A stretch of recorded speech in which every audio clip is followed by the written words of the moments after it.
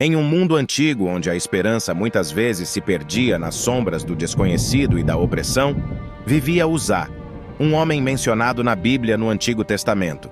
Ele teve o privilégio de ter a Arca do Senhor protegida por sua família nos tempos do Antigo Testamento, mas acabou encontrando um fim trágico quando tocou racionalmente na arca. Ele era filho de Abinadab, o homem que abrigou a Arca da Aliança em sua casa após as calamidades que atingiram os filisteus. No entanto, a parte mais marcante da história de Uzá é o fato de Deus tê-lo atingido.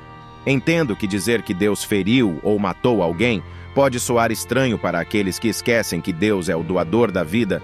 Ele dá e tira a vida como achar adequado, sem precisar justificar suas ações a ninguém. Isso não torna Deus injusto ou malévolo. Pelo contrário, histórias como a de Uzá provam que Deus é absolutamente justo e santo, assim como é totalmente misericordioso, bondoso e amoroso.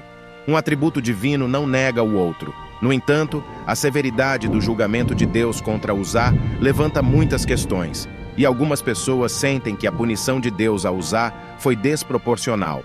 Essas pessoas não compreendem por que simplesmente tocar na arca na tentativa de estabilizá-la foi considerado uma ofensa tão grave.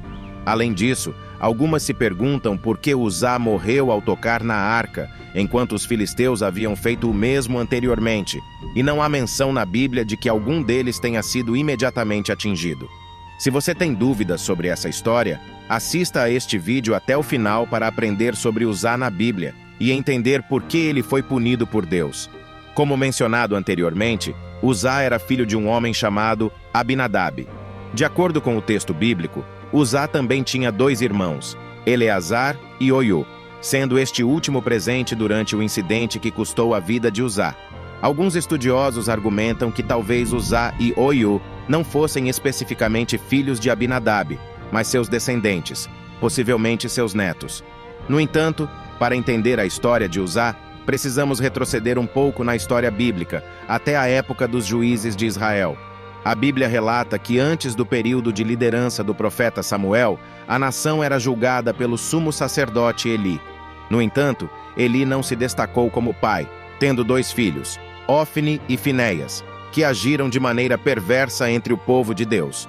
Ofni e Finéias cometeram atos abomináveis perante o Senhor, aproveitando suas posições sacerdotais para benefício próprio. No entanto, mesmo sabendo das ações de seus filhos, Eli não fez esforço para corrigi-los. O homem encarregado de liderar Israel falhou em liderar sua própria família.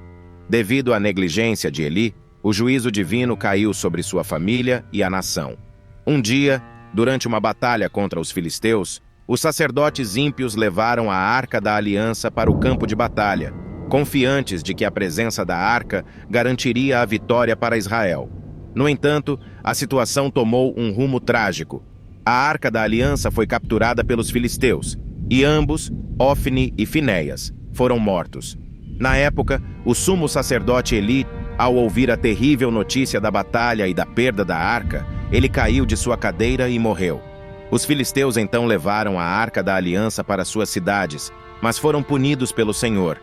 Primeiro, os filisteus levaram a arca para Asdod, uma de suas 5 principais cidades, e a colocaram no templo de Dagon, uma divindade que eles adoravam. No entanto, a estátua de Dagon foi quebrada diante da Arca do Senhor, e os habitantes de Asdod foram afligidos com aflições severas. Mais tarde, os filisteus moveram a arca para outras cidades, como Gate e Ecrom, mas as pragas persistiram. Aterrorizados e incapazes de suportar as calamidades que caíram sobre eles, os filisteus perceberam que a Arca da Aliança precisava ser devolvida.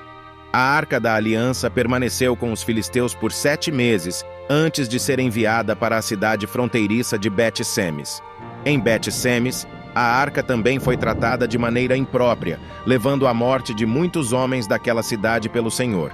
Foi nesse contexto que a Arca da Aliança eventualmente chegou a Kiriat Jearim. Os homens desse lugar então levaram a arca para a casa de Abinadab e designaram Eleazar, filho de Abinadab, para supervisioná-la. Anos depois, com a arca ainda na casa de Abinadab, Davi, então governante de Israel, decidiu movê-la para Jerusalém, consolidando a cidade como o centro religioso de Israel. No entanto, a missão de transporte da arca foi um desastre. A Bíblia diz que eles colocaram a arca em um carro novo puxado por bois, com Oio e Uzá a guiando.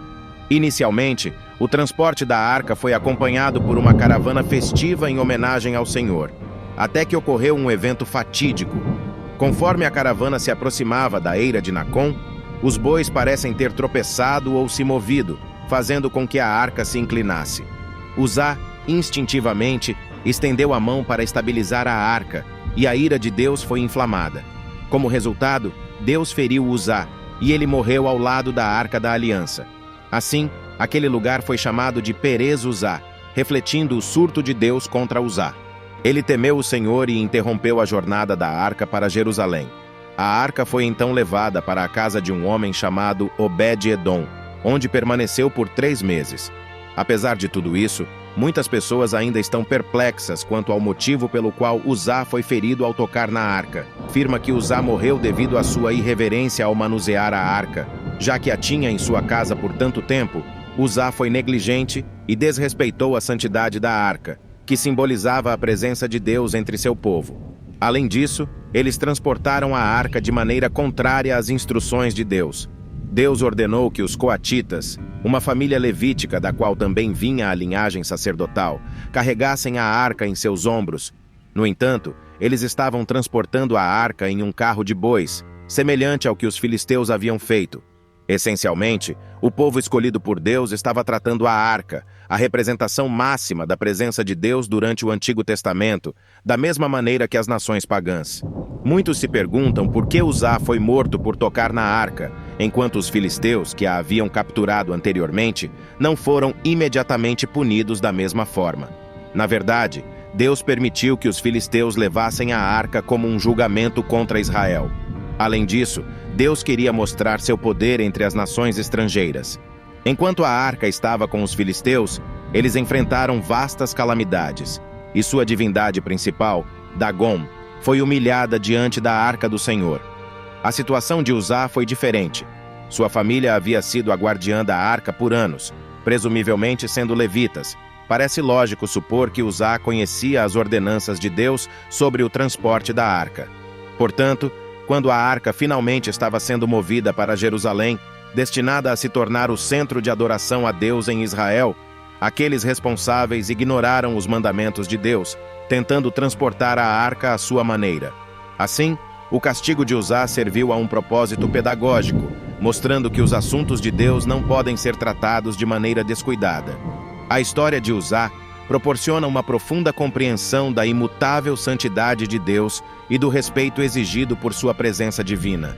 A morte de Uzá, como consequência de tocar na Arca da Aliança, enfatiza que as instruções e mandamentos de Deus são de suma importância. Embora possa parecer severo para alguns, isso destaca que a desobediência, mesmo quando fundamentada em boas intenções, não pode ser ignorada. Além disso, ao contrastar o tratamento que os israelitas deram à arca com o dos filisteus, os filisteus, não familiarizados com as leis de Deus, enfrentaram calamidades, mas tiveram tempo para reconhecer seus erros e corrigi-los. Em contraste, Uzá, presumivelmente conhecedor das ordenanças divinas, enfrentou o julgamento imediato. Em essência, a história de Uzá, repleta de tristeza e julgamento divino, serve como uma lição atemporal sobre reverência, obediência e as consequências de negligenciar os claros mandamentos de Deus. Num mundo em que alguém pode ser tentado a tratar assuntos espirituais de forma leviana, a história de Uzá continua sendo um lembrete convincente da gravidade dos assuntos divinos e da reverência necessária ao abordá-los.